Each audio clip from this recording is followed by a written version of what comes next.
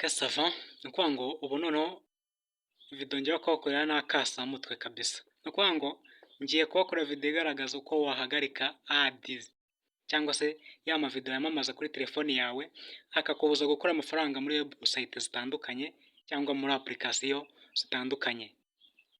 Hari umuntu uvuze ngo ibyo ntabyo nzi bibaho se? Reka mbaho urugero. Iyi mfunguye ni ya application dukunda gukoramo amafaranga yitwa XRP Faucet.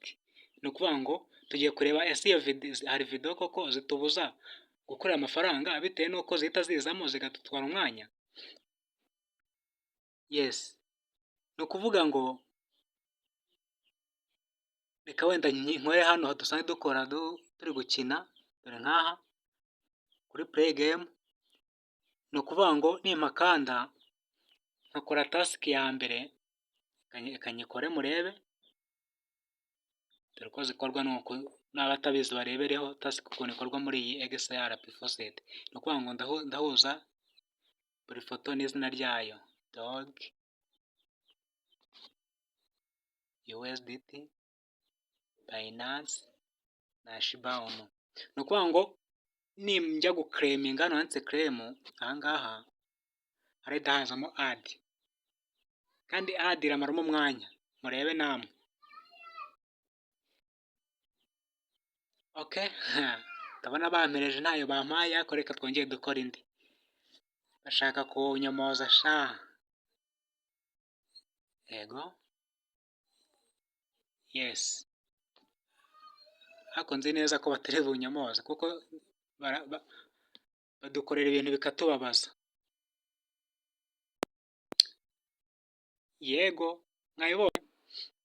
Ni ukuvuga ngo iyi ad iraza ikagumamo, kandi iyo igumyemo urabona ko umwanya wose uri bumare wagombye kuba hari ibintu byinshi wakoze. Ni ukuvuga ngo iyi volume iri hejuru iraza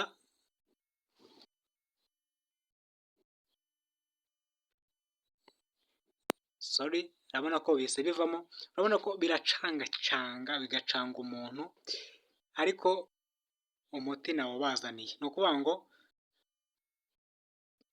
icyo tugiye gukora ni ukuzimya iriya ad iza muri website cyangwa se ikaza muri application, igatuma tudakomeza gukora amafaranga mu buryo bwiza.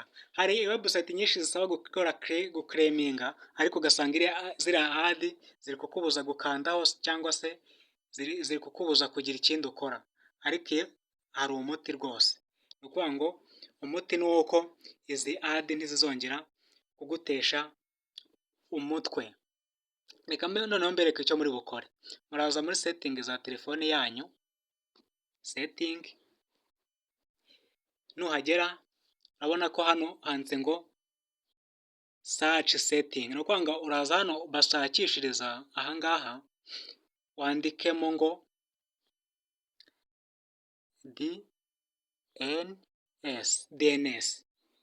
Mwabibonye ukuntu byanditse DNS, hahita haza iyi bita DNS, private DNS. Noneho urakora iki? Urahita uyikandaho, urabona hasi ahangaha handitse ngo private DNS automatic. Ni ukuvuga ngo urayikandaho, urabona ko biri automatic, biri automatic. Ni ukuvuga ngo kugira ngo ubifunge rero uraza aha hasi ahangaha private DNS provide host name, urahita uhemeza. Numara kwemeza urabona ko hano hari ijambo rivuga ngo AdGuard, yego, DNS adguard.com.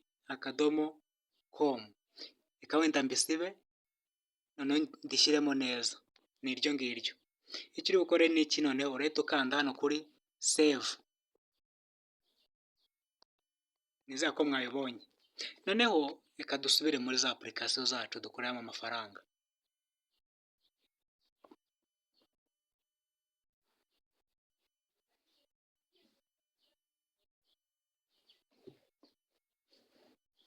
muri kubona ko nayigezemo. Reka mbanze nkore iyi task, kande kuri get key, uri kuhabona, mpite nkanda imfunguzo zanjye nzifungure, imfunguzo nzifunguze aya mafoto.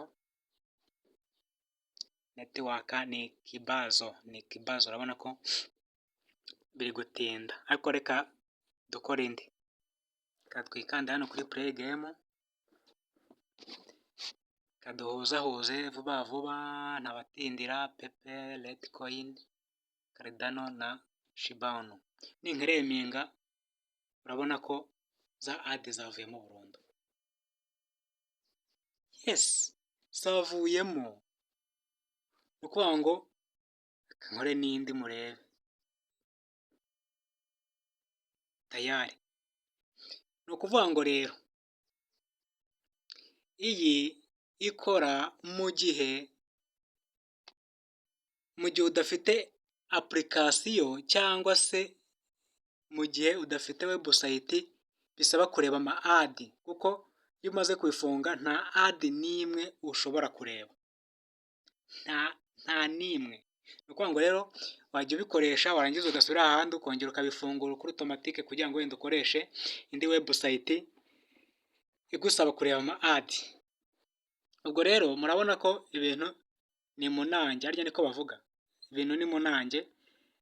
Urabona ko task rwose zikora neza, nta ma ad akomeza kukuzengereza. Icyo uri bukore rero ni iki? Icyo uri bukore ni ugukanda kuri subscribe, noneho ugakanda no kuri like kugira ngo njye mbona ko munshyigikiye kandi mushimishwa n'ibiganiro mbaha, kandi ibyo bizajya bituma amakuru yose ntanze kuri WhatsApp channel yanjye cyangwa se kuri YouTube channel yanjye mubasha kuyabonera ku gihe. Icyo usabwa ni ugukora iki? Kora subscribe. Ni ukuvuga ngo twaba turi kureba uburyo rikama ad atuza umutekano. Yes, nizeye ko uburyo bwose nakoresheje mwagiye mubona. Ni ukuvuga ngo ziriya ads zibatesha umutwe zituma mudakora amafaranga menshi, ntabwo zizongera kubatesha umutwe. Murabona ko haba hariho akantu zirafunze. Nizere ko muri bukomeze kugubwa neza rero, niringiye ko muzakomeza gukurikirana ibiganiro byanjye bitaha.